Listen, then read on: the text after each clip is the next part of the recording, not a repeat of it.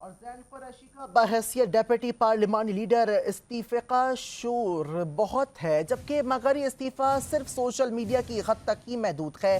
اس حوالے سے بھی اپنے ناظرین کو اپڈیٹ کر رہے ہیں کہ زین قریشی کا بحیثیت ڈیپٹی پارلیمانی لیڈر استعفے کا شور تو بہت ہے، مگر یہ استعفیٰ صرف سوشل میڈیا کی حد تک ہی محدود ہے۔ سلسلے میں مزید جانتے ہیں بیورو چیف اسلام آباد بے نظیر مہدی سے۔ جی بے نظیر، کیا تفصیلات ہیں آپ کے پاس؟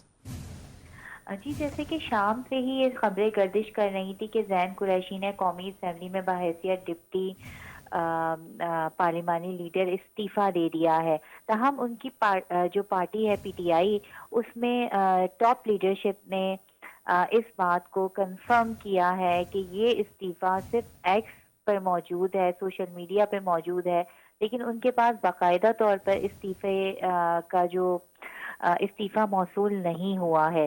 ظاہر سی بات ہے، یہ ایک اہم عہدہ ہے، اور اس میں جو اگر آپ کو استعفیٰ دینا ہوتا ہے تو اس کا پروسیجر یہ ہوتا ہے کہ سب سے پہلے آپ پارٹی کی لیڈرشپ کو دیتے ہیں، مگر پارٹی ذرائع کا کہنا ہے کہ ہمارے پاس زین قریشی کا اب تک کوئی استعفیٰ موصول نہیں ہوا۔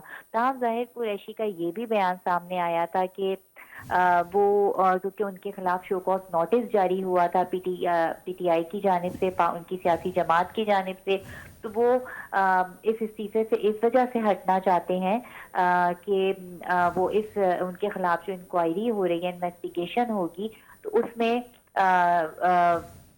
جو تمام معاملات ہیں وہ نیوٹرل رہیں۔ لیکن یہ جو استعفیٰ تھا ان کا صرف سوشل میڈیا پہ انہوں نے اپنے ٹویٹر اکاؤنٹ سے اپنا استعفیٰ دیا تھا۔ پارٹی قیادت کو ابھی تک ان کا استعفیٰ موصول نہیں ہوا ہے۔ تفصیلات کے لیے شکریہ بے نظیر مہدی۔